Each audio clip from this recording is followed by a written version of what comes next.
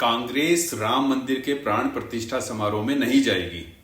Party के भीतर ही विरोध के स्वर भी हैं कि यह फैसला आत्मघाती है। क्यों कांग्रेस ने यह तय किया और क्या इसके परिणाम होंगे?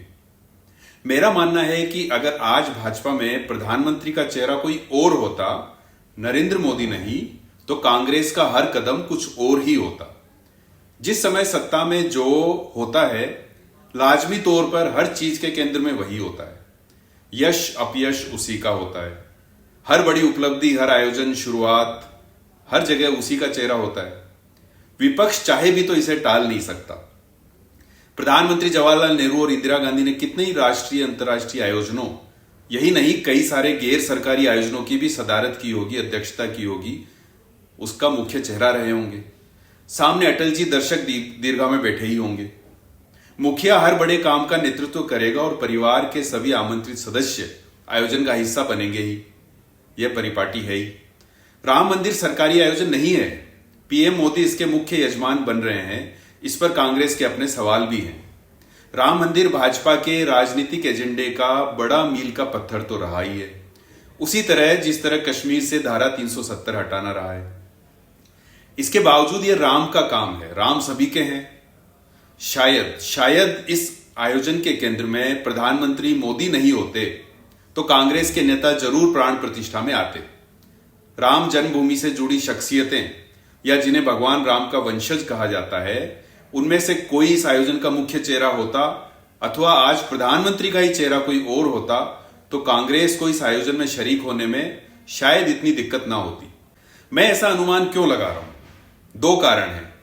पहला यह है कि कांग्रेस और समूचे विपक्ष को मोदी कभी प्रधानमंत्री नरेंद्र मोदी के रूप में स्वीकार्य रहे ही नहीं। एक अजीब सी अस्वीकार्यता। गुजरात में मुख्यमंत्री नरेंद्र मोदी के कार्यकाल में जो कुछ हुआ, उस सब कुछ के होने में इस अस्वीकार्यता की जड़ें हैं। दूसरी पार्टी के व्यक्ति की विचारधारा या काम स्वीकार न होना राजनीतिक चीज है। यह होता ही है, स्वाभाविक है। दूसरी पार्टी का व्यक्ति स्वयं ही आपको अस्वीकार्य हो जाए, यह कुछ असामान्य है। मोदी के मुख्यमंत्री रहते जिस नापसंदगी की शुरुआत हुई, वह पीएम रहते ज्यादा ही मजबूत होती गई। आपने देखा कि जब मोदी प्रधानमंत्री बने ही थे तो किस तरह कांग्रेस और अन्य पार्टियों के मुख्यमंत्री मोदी के स्वागत में एयरपोर्ट पर आने को ही अस्वीकार करने लगे। प्रधानमंत्री की आगवानी का अपना प्रोटोकॉल होता है, इसे ही तोड़ दिया गया। यह बिल्कुल भी ठीक नहीं कहा जा सकता। प्रधानमंत्री कोई व्यक्ति नहीं, संस्था है। उस संस्था की गरिमा बनाना खुद उस व्यक्ति की और सभी की जिम्मेदारी है। तो जब मैं ये कह रहा हूं कि कोई और प्रधानमंत्री होता तो कांग्रेस अयोध्या में आने में इतना न सोचती, भले ही पार्टी में किसी को इस बात का डर हो कि ऐसा करने से वे भाजपा के एजेंडे का हिस्सा बन जाएंगे। दूसरा कारण, भाजपा जिस तरह से हर चीज को व्यक्ति केंद्रित बनाती है, हर आयोजन, काम, उपलब्धि, हासिल, सभी को प्रधानमंत्री का हासिल बनाना। एक प्रधानमंत्री हर राष्ट्रीय उपलब्धि का चेहरा रहेंगे ही, इसमें दो राय नहीं है, और न इसमें किसी तरह की कोई दिक्कत होनी चाहिए। पाकिस्तान में सर्जिकल स्ट्राइक, धारा 370 का हटना, चांद पर उपग्रह का जाना, और फिर इससे भी आगे ओलंपिक में मेडल हासिल करना सहित हर चीज के केंद्र में प्रधानमंत्री। सैनिकों, वैज्ञानिकों, खिलाड़ियों का हौसला पीएम बढ़ा ही सकते हैं, और फिर मोदी तो उन विफलता में भी साथ खड़े दिखे हैं। दिक्कत दरअसल वहां हो जाती है जब उस काम से जुड़ी बाकी मानविकी नेपथ्य में हो जाती है और प्रधानमंत्री का चेहरा सामने। भाजपा कांग्रेस को मौका नहीं देना चाहती कि वह ऐसा आरोप इस बार भी लगाए। राम मंदिर में भी कार सेवकों के परिवारों से लेकर मंदिर बनाने वाले मजदूरों तक सभी को सम्मानित जरूर किया जाएगा, ऐसा विश्वास है। इसके बावजूद यह तय है कि चेहरा मोदी ही रहेंगे। भाजपा के दृष्टिकोण से देखें तो वह सवाल पूछ सकती है कि ऐसा क्यों न करें। राजनीतिक दृष्टि से तो ऐसा न करना बड़ी गलती ही होगी। कांग्रेस भी सत्ता में रही होगी तो उसने हर चीज का श्रेय लिया ही होगा। गांधी परिवार के नाम से मौजूद लाखों चीजें, योजनाएं, सेवाएं इसका प्रमाण है। हां, आज यह अलग रूप में हो रहा है। कारण है असल दुनिया के मुकाबले मन मस्तिष्क को ज्यादा प्रभावित करने वाली वर्चुअल दुनिया का आ जाना। राम मंदिर में पीएम के जाने, प्राण प्रतिष्ठा का हिस्सा बनने के फोटो वीडियो देश में मोबाइल इस्तेमाल करने वाले 116 करोड़ लोगों के पास बार बार जाएंगे। चुनाव में इसका बड़ा फायदा मिलेगा। दूसरी तरफ भाजपा इस तरह हर इवेंट का चेहरा इतने प्रखर रूप में प्रधानमंत्री को बनाती है कि कांग्रेस को वह इवेंट हाईजैक्ड लगता है। उसे लगता है कि चंद्रयान, सर्जिकल स्ट्राइक, धारा 370 सब जब पीएम मोदी का ही हो गया है तो उसमें ताली बजाने के लिए वे क्यों जाएं? राम मंदिर के लिए जैसा एक शंकराचार्य जी ने कहा था, मोदी वहां प्राण प्रतिष्ठा करेंगे और हम वहां ताली बजाएंगे।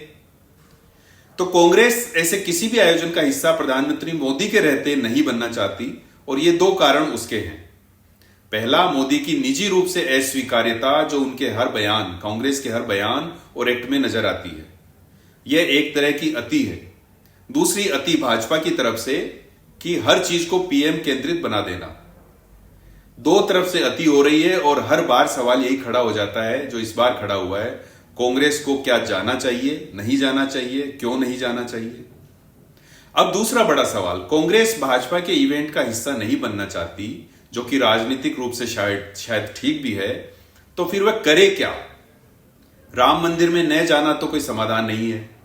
अधिसंख्यक हिंदुओं के लिए राम मंदिर और यह आयोजन श्रद्धा का मामला है।